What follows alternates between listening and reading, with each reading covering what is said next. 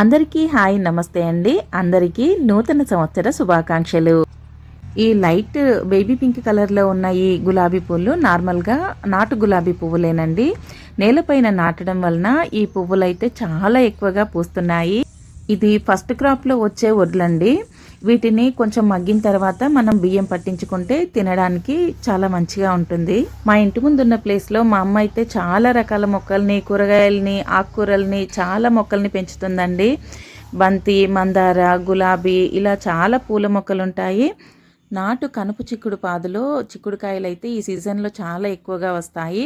మామూలుగా జూన్లో నాటుకుంటే చిక్కుడు పాదు ఇప్పుడు వింటర్లో మనకు క్రాప్ వస్తుంది. వాటితో పాటుగా ఆనపకాయలు ఇవి కూడా చాలా బాగా కాస్తాయి. సొరకాయలు అంటాం కదా, అవి ఇది.